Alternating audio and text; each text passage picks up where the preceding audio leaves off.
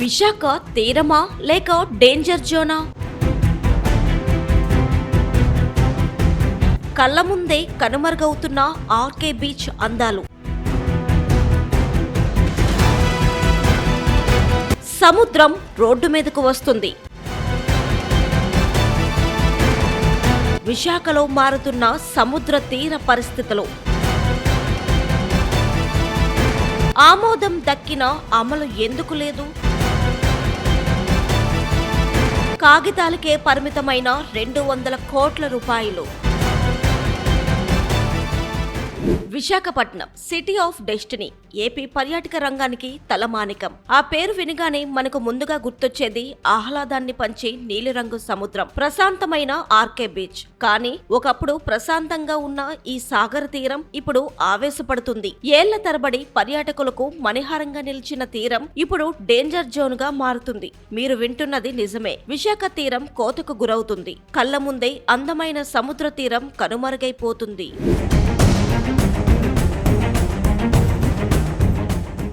నిన్న మొన్నటి వరకు రోడ్డుకు చాలా దూరంగా కనిపించిన అలలు ఇప్పుడు ఏకంగా బీచ్ రోడ్డును తాకుతున్నాయి. తుఫాన్లకు తోడు ఇటీవల వరుసగా ఏర్పడుతున్న అల్పపీడనాల ప్రభావంతో ఉవ్వెత్తున ఎగిసిపడుతున్న అలలు తీరంలో విధ్వంసం సృష్టిస్తున్నాయి. ఈ ప్రమాదం స్థానికులకు కొంతవరకు తెలుసు. కానీ సుదూర ప్రాంతాల నుంచి వచ్చే పర్యాటకుల పరిస్థితి ఏంటి?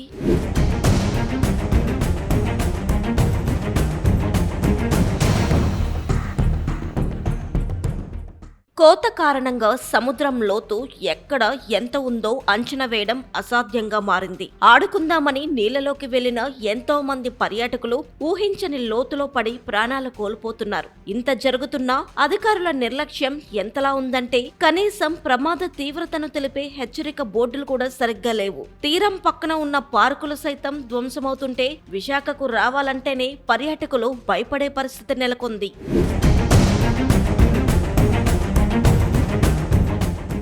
తీరం వెంబడి కోత వెనుక పర్యావరణ మార్పులతో పాటు మానవ తప్పిదాలు కూడా ఉన్నాయి. National centre for coastal research నివేదిక ప్రకారం ఆంధ్రప్రదేశ్ కు ఉన్న 974 కిలోమీటర్ల తీర ప్రాంతంలో ఏకంగా 290 కిలోమీటర్ల తీరం కోత బారిన పడింది. సముద్ర మట్టాలు పెరగడం ఒక కారణమైతే తీర ప్రాంత అభివృద్ధి, పోర్టుల నిర్మాణం, ఇసుక అక్రమ తవ్వకాలు సహజ సిద్ధమైన సముద్ర ప్రవాహాలను అడ్డుకుంటున్నాయి. దీన్నే శాస్త్రీయ పరిభాషలో లాంగ్ షోర్ సెడిమెంట్ ట్రాన్స్పోర్ట్ అంటారు. సముద్రం ఒకవైపు ఇసుకను తీసుకువెళితే మరోవైపు ఇసుకను తీసుకువచ్చి పూడుస్తుంది. కానీ విశాఖలో ఆ సహజ ప్రక్రియ దెబ్బతింది. అందుకే హుదూద్ తుఫాన్ తరువాత మొదలైన ఈ కోత ఇప్పుడు ఆర్కే బీచ్ నుంచి భీమిలి వరకు విస్తరించి అత్యంత ప్రమాదకరంగా మారింది.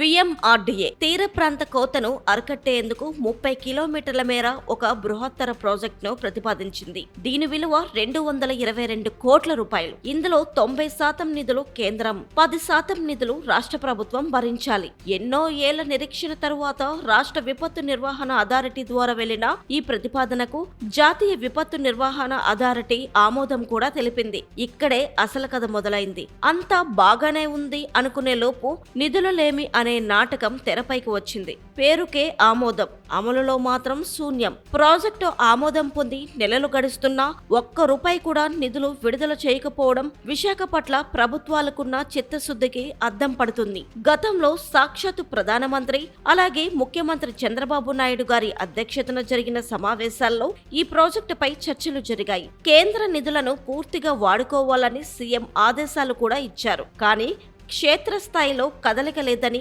ఒకసారి విశాఖ సముద్ర తీరానికి వెళ్తే అర్థమవుతుంది.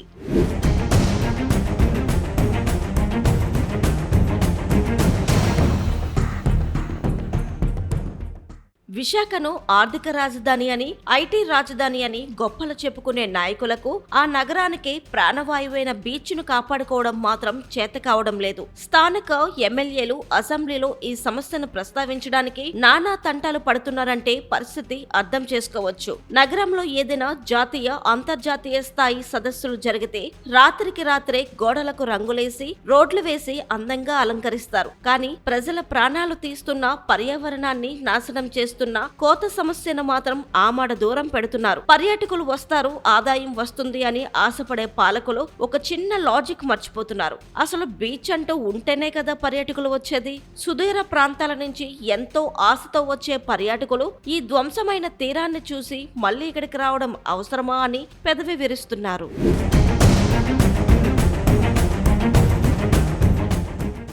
ఇప్పటికైనా ప్రభుత్వాలు మొద్దు నిద్ర వీడాలి. వెంటనే నిధులను విడుదల చేసి శాస్త్రీయ పద్ధతిలో కోస్టల్ ప్రొటెక్షన్ వాల్స్ లేదా బీచ్ నరిష్మెంట్ పనులు ప్రారంభించాలి. లేకపోతే ఒకానొక కాలంలో విశాఖలో అద్భుతమైన బీచ్ ఉండేది అని భావితరాలకు కథలుగా చెప్పుకోవలసి వస్తుంది. విశాఖ తీరం మన సంపద, మన భవిష్యత్తు. దాన్ని కాపాడుకోవాల్సిన బాధ్యత పాలకులతో పాటు మనందరిపైన ఉంది.